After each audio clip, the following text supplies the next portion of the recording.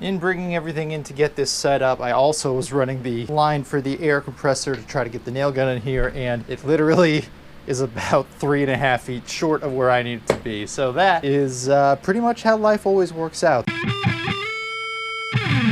All of the dog hair is now swept out of the closet. I did have to bring the compressor in the house in order to get it to reach. And the reason I don't like doing that is these two really dislike the sound of it. So I don't really like the idea of having it in the house because of them. And I also noticed one other thing that is still an issue with this closet. We're gonna go to the other side of this wall over here. This is the closet in the other room across the hall. This is the wall that divides this room's closet from our closet on the other side. Coming down through here, what you'll see is we have a few screws that are sticking through the walls entirely. You got the same thing going on up there up top, and again right here around the trim you see them there as well. The reason everything is poking through is because there isn't an actual wall in between these two closets. It's literally this piece of plywood or shiplap or whatever this is. That's the only thing dividing the two. So I'm also going to have to back out the other screws that are holding on all the other boards, and I'm going to put in a more shallow board based on how long the current ones are. Yeah, because even back there all of them are poking through the entire way. Beyond just catching and potentially tearing some of these clothes, I'm a little more concerned about someone who isn't aware of this issue just reaching into this closet to grab something and catching their hand on any of these. Let's go pull some of those out and try again.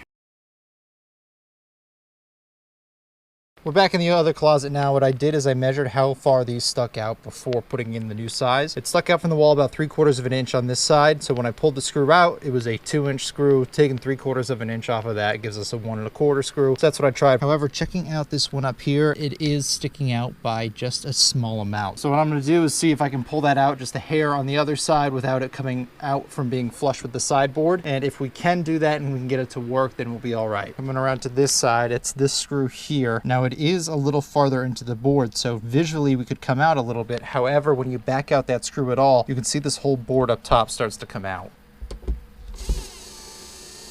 So you can see that gap across the top.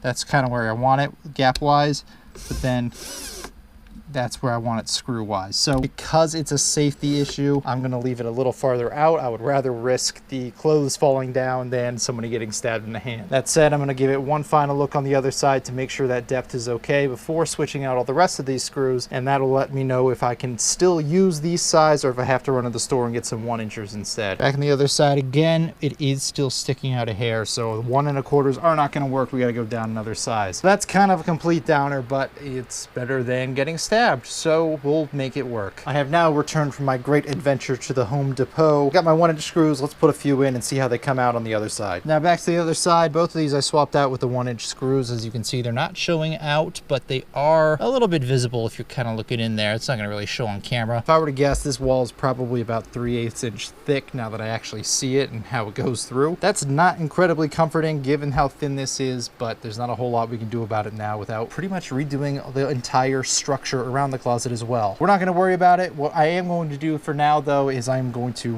swap out the screws in the rest of the locations and get those to the proper length. I am slightly concerned because of how thin this is that the 1-inch screws won't have enough grab and potentially the rack could fall down at some point. However, I would much rather the rack fall down than have someone stab themselves in the hand. I have now swapped out every screw that I can reach on these two boards with the 1-inch screws, so I don't have those 2-inchers anymore. I added that caveat of screws I could reach because these ones here in the back corner are covered up by this backboard. Top and bottom I have that issue, so I can't actually get those ones out. However, that should be fine, and I'll show you why. Coming over here to the other side, so I still have the obvious holes where they were poking through earlier, but for the ones that are in the back that are covered in the other closet, coming around here, they are hidden behind this trim board. So I think the chance of anyone really gripping back here is slim to none at most, and they are not really at heights where you're trying to hang stuff either. I mean, you're typically going to be working around here, hanging something off of this side rail if you're doing anything. Because I really can't dismantle the entire closet at the other side, I'm gonna leave those for now. When I do redo this closet eventually, I'll probably come in with a cutting wheel or something and then just flush cut these. And that way I'll have the peace of mind that no one will ever come in and catch their hand on them.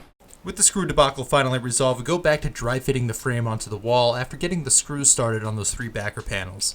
I quickly realized that I'm not going to be able to fasten these screws once all the shelves are in place, so for now I'll close out this video and I'll resume next time when we're finishing the assembly. That's all I've got for this time, and thanks for watching.